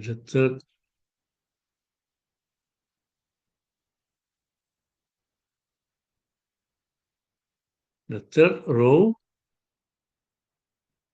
represent the transition probabilities from BC, right? The probability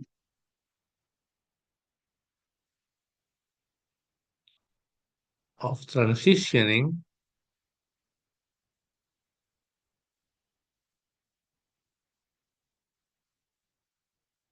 to AB is 0.4. The probability of transitioning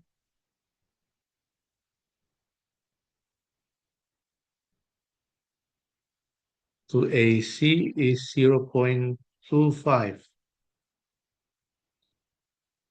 The probability of staying on BC is 0. So the third row are 0.4, 0.25, and 0. So these are the elements of the third row. So the transition matrix, if I will give them, for example, P, okay, if P is the transition matrix elements are 0, 0.25, 0.4, 0.6, 0.5, 0.6, 0.4, 0.25, 0. This is the transition matrix. Next, we are going to find the probabilities after 5 flights. The probability after 5 flights. And the probability is, this matrix is P power 5, or this matrix 0.025, 0.4, 0.6, 0.5, 0.6, 0.4, 0.25, 0 power 5. With the same method on part B, which I showed to you how to find the matrix power 5, I will not explain here. So you can calculate by your calculations using my previous method. You can find the result I have calculated, 0.2215, the elements, 0.22725, 0.23239, 0.54546, 0.5455, 0.54546, 0.23239, 0.227275, 0.2221, 5. Well, now look this matrix, the transition matrix power 5. Each row in this matrix corresponds to the probabilities of transitioning from a particular initial state to any of the states after 5 flags. Ah, this is the probability after 5 flags, as I written here. The first row, the first row is represent the probabilities of the birds transitioning from AB to AB. Okay. The first row, I would like to write here, the first row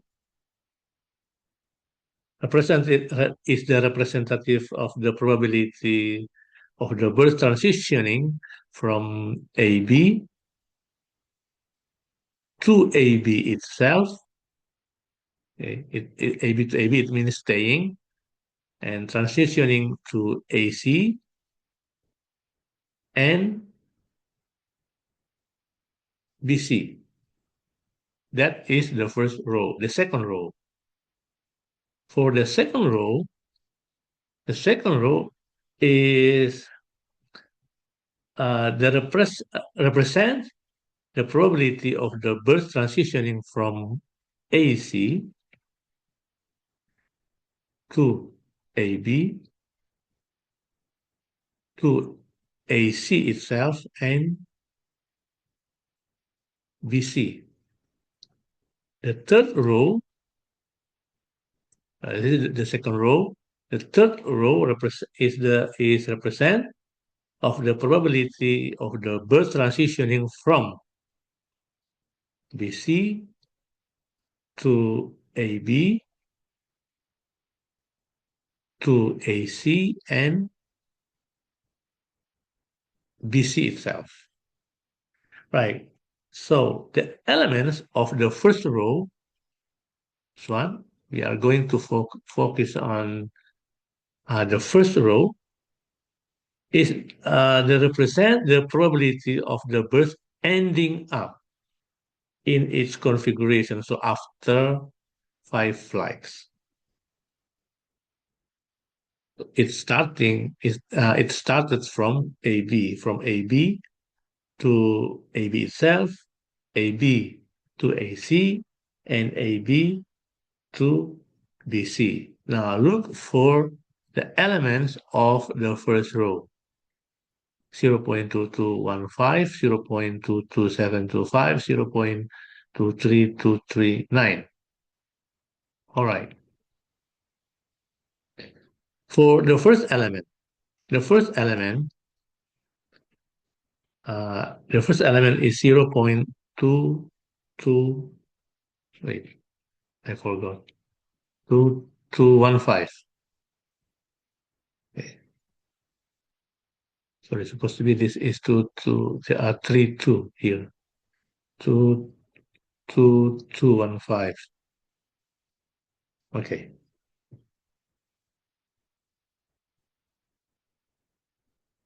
This element is the probability of the bird being on AB. Okay. It is being the probability being on AB after 5 flags. Okay.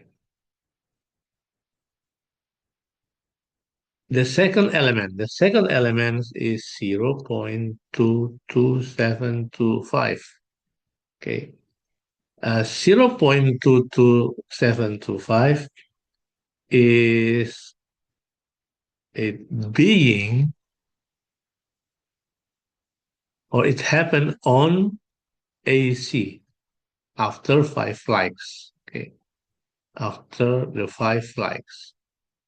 And the third is 0.23239. It is being on BC. So it happened on BC after 5 flights.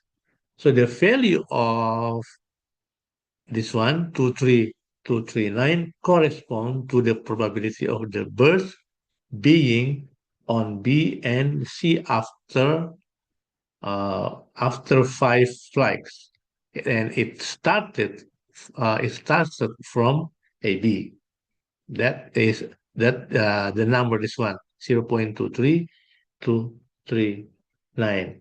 So we can state that the probability the birth will be on post B and C after 5 flights is this one 0.23239. I would like to write in here. So we can state that the probability the birth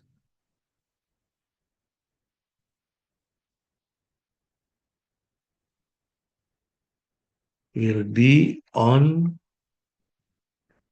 post B and C after after the 5 flights is 0.23239, in or I would like to round off becomes 0.232 or 0.23. Yeah, it's in 3 decimal places. Next question.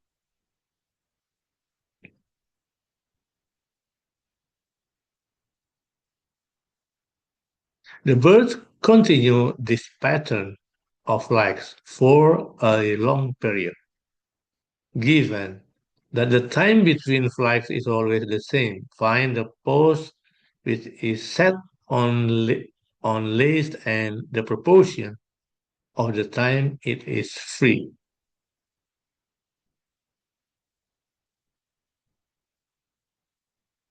Right. So I'm going to discuss detail. First row, second row, third row of transition matrix. Right. The transition matrix, if you, I would like to rewrite this transition matrix 0.22215, 0.227275, 0.23239, 0.54546, 0.54545, 0.54546, 0.23239, 0.22727, 0.22215. Right. This is the transition matrix. Now, on post A, on post A is AB, or on A, okay, on A that is AB. On post A, the first row, the maximum, if you compare this element, this element, this element, the maximum number is this one, 0.227275. Okay, 0.227275. On post B or AC, if you compare this element on second row, this number, and this number, look that the maximum is this one, 0. 0.5 5, 4, 5, 4, 5, 5. 5, 4, 5, 4, 5, 5. Right. Okay. And the post C on C or BC,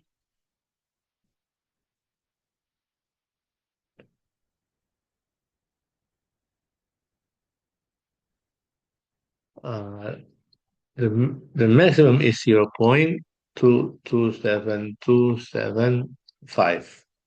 The third row. After that, look that between this number, this number, the maximum of course, this one. So the highest probability of being occupied, the highest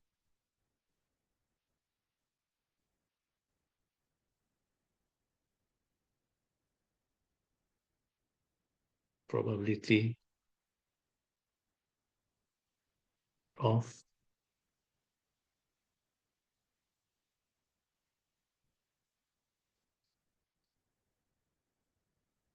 occupied is what?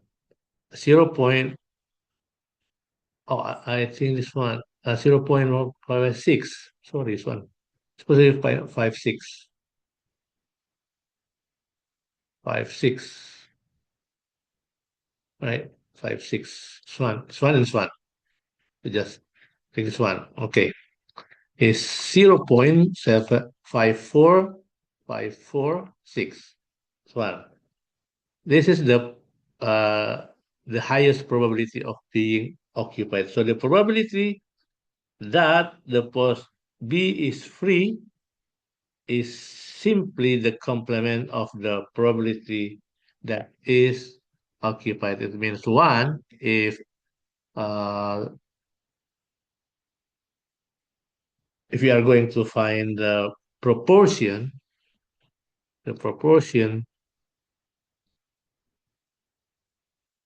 should be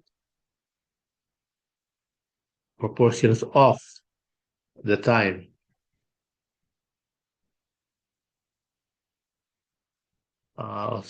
post B is free. It means 1 minus this probability. 1 minus 0.5454, so on. And the result is 0.4545, so on. This is, or in three decimal places, 0.455. So that is the proportions of time post B is free.